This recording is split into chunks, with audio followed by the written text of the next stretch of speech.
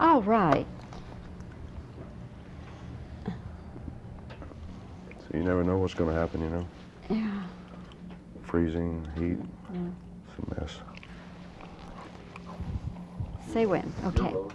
Well, Joe Don, I'm happy to have a chance to talk with you again. A couple of Texans getting to talk right here on our home turf, as it were, rather than talking in Hollywood as we have in the past.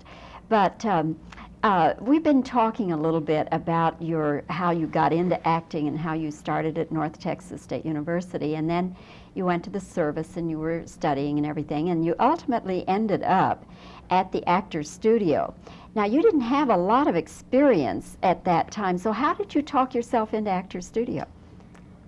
I listened.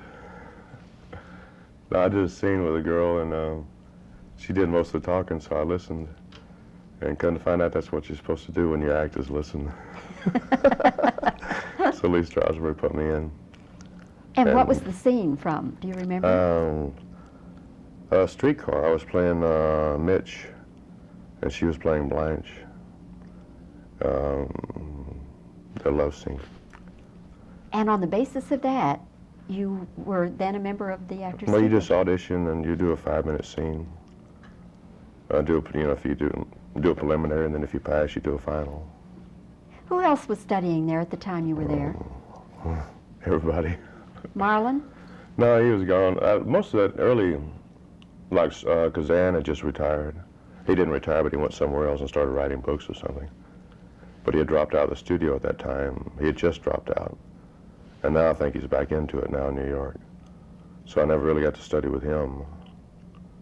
And Brian Doan, Montgomery Cliff, and those guys were gone. Well, like Pete Masterson, the guy who did Best Little Whorehouse, and Trip to Bountiful, and Rip Torn, and there's a lot of good people, but the early crowd wasn't there. The one that first made it famous, you know. Mm-hmm. They drift in and out, you know. So Yeah, but that's such a great background to have, isn't it? yeah, I couldn't get arrested until I got in the studio. And then they put me in 2 plays. And that got me an agent, which, finally got me working. So that was my first break.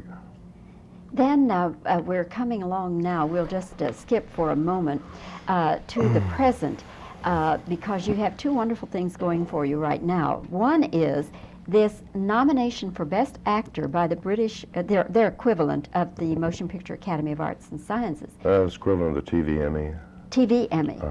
See, they have BAFTA Awards, British Academy of Film and Television Arts.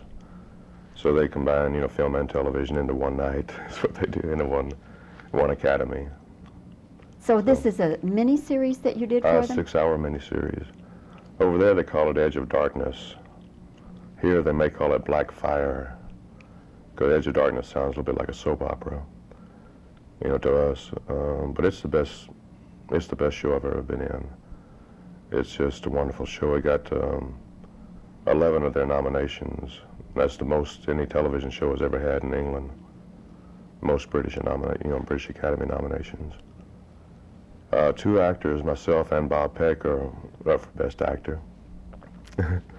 And our competition is Ben Kingsley, the man who played Gandhi, but he's in a different show this time, and Sir Alec Guinness. Whoa. I'm dead meat. Whoa. So, but anyway, it's a great honor for me. What is your character? He's a Texas CIA man with a background in just about anything in the Army and spying. What he is, he's a world-famous super secret agent. All the other agents know him. He's infamous. And he goes out of his way to be well-known, and he just loves it. He loves what he does. Is he a funny character? Yeah, there's a lot of humor to him. See, he knows he's going to die any second, because he's killed people any second. He knows they can looking to kill him any second. So he just enjoys life to the fullest. It's the most wonderful time. As long as he's here, he's going to enjoy it, Did they come to you, Joe Don, or did your agent hear about it, or what? Sort of both ways, but I was on my way to Malta, and I stopped off there in England and did an interview with him. I think it's what got me the job, is I was, went over and personally talked with him. I just love that show. The script was wonderful. Everybody was wonderful. We got to shoot everything 8 to 10 times there because the director, Martin Campbell, wanted 3 real good ones on every take. And here in America, we shoot once or twice, and we don't rehearse, and we don't talk about it. There you rehearse, you talk about it, and then you shoot it 8 or 10 times. And then he would ask me if I was happy if I wanted another one. And it was the best experience of my life. It shows up in the work because that is, it's 6 hours of art. It's exciting art. I mean, it's English mystery. And you don't know who's the good guys and who the bad guys are until about 5.5 hours into it. Will we see it on PBS then? I'm not sure if it's coming on PBS or cable or network or what. I hope wherever it comes, I hope they don't put commercials in because it's not made for commercials. It runs straight through for the whole hour. So I don't know whether it's going to come on. Look forward to that. It's a terrific script by Troy Kennedy Martin, and it's just wonderful. Great actors. Let's talk about Getting Even because Okay. As you sat down, I told you that I found your portrayal very interesting. I really like what you do with this character. And I kept kind of in the back of my mind wondering, now, did he pattern this after somebody he knew, or what brought you to the way you do this character? Because he's a bad guy, but there's something kind of different about him. He's not your typical bad guy. Well, he's probably a mixture of a lot of things. I don't know. He just sort of happened. You think about different things. Like a friend of mine used to call himself the King back in college, and so I did a little bit of him in there. We renamed him King. Did a little bit of the character from England, but just a touch of that, the flamboyant. I don't know, some characters like this one and like the one in England, they're pretty well written. So really all you got to do is put on the costume. Just slip inside of him and then have fun with him. It's both of these characters were like that. Darius was much deeper than the one in England and much longer and everything, but you got to know him a lot better. But when you read the character, you just know that you can slip into that costume, put that mask on, and just have a wonderful time. And then some scripts you read and some parts you think, I'll never get in there, and I don't want to get in there. But it's some characters you read that you know you can just walk right into, and you don't have to do much, except just enjoy the ride, It really is that true. It's really wonderful when you read a script like that or when you read a character like that. You know you're not going to have to work. You can enjoy life. No sweat, huh? No sweat. If you got a good director especially. I had 2 good directors, Dwight Little on this one and Martin Campbell on the England one. If you have a good director that'll keep you within the white lines, so to speak, like, on a road, keep you within the ditches, so you don't run off into the fields, then you're all right. So I have to assume then that you're pretty happy with the way Getting Even turned out, huh? Yeah, it's nice. It wasn't the largest budget in the world, but it was the best used budget I've ever seen. They got more out of the money here than any of the other, any other American show you can think about. It really looks good, and it's, of course, Algae Hill got most of the locations for free, probably. But so that wasn't cost. But they really put everything into it, I really think all the money went into the show. And they luckily had Dwight Little. He really handled it well. Good script, it's okay. Does that mean then that the actors feel like maybe they're not getting as much as they should? And I don't mean basic payment, but the perks that you get when you work in a big budget. Do the actors miss that, and do they resent the fact that they don't have it on a small budget picture? Well, I didn't miss any perks on this one. You mean like dressing rooms and stuff? Oh like yeah, that? all that stuff, limos and all that excess stuff. Well, I think most good actors would rather have a good script and all that other stuff, unless you're nuts. I don't care about all that other stuff. I don't much care about money. I just want a good story. It drives my agent nuts, but my business managers, they don't like it. But I'd rather have a good story than anything. Good working conditions, good actors, good directors. And, they don't come along very often. When you really grab about perks is when you're doing something stupid that you hate. And then you may want a longer dressing room than that other guy's got. But I think if you got something good to work on, and you can work in the middle, up to here and bull, you know what? As long as you got a good character and a good story going. Terrific. People going in jungles and everything else for years, and just to make a film. They don't do it for the perks. Joe Don, this has been delightful. We've got to press on because there are other people to be interviewed, and I'm sure you have friends standing by for whatever, golf games or whatever.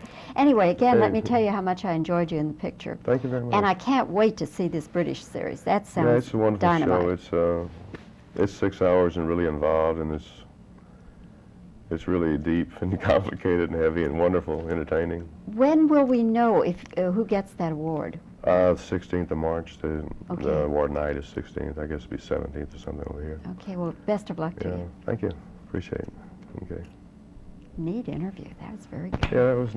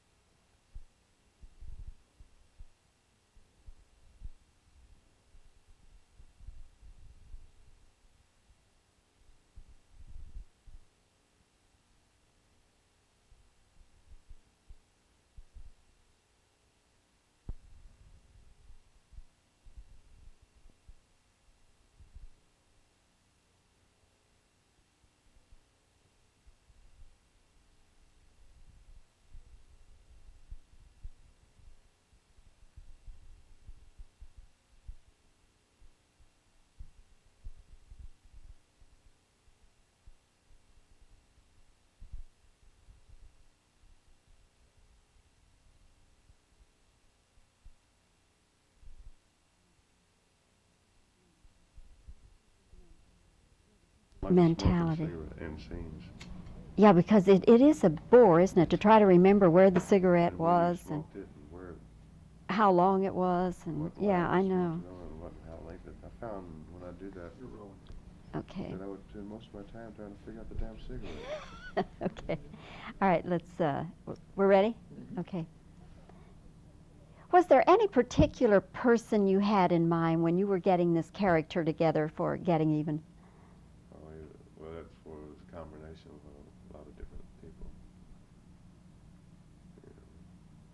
Yeah, that's fine. Okay. All right. When you make a small budget picture in Texas as opposed to a big budget picture in Hollywood, for the actors, what is the big difference? Is it in perks or what? Really, the big difference is the time they take with the camera. In big movies, they take a lot of time with the camera. And in low-budget movies, they don't have time to take a lot of time with the camera. They don't take time with the actors. Okay. I'm talking about budget movies. They don't rehearse the actors. They don't talk the scene. They don't shoot it 8 or 10 times like we did in England. But they take a lot of time with the camera. Until I found out now how to make movies. I always suspected that was a way to make them. And now this English show has proved to me that we don't do movies right. We don't make them right here. Okay. We just do not. All We don't right. know. Okay. We have all the money in the world and no time. They have all the time in the world but no money. Okay, now then. Who is your competition in this award that you're nominated for in England? Well, the actor who had the lead in the show, Bob Peck, and Ben Kingsley, the guy who played Gandhi once, and Sir Alec Guinness. Yeah, okay, you want to start that again? Okay. Who is your competition in this award that you're up for in England? Well, like I said, the actor who really had the lead, Bob Peck, who did a wonderful job, and Ben Kingsley and Sir Alec Guinness. That means I'm dead meat. Unless the Brits knock each other off. I love Guinness. He's always been one of my favorites. Great. He's one of the greatest actors in the world.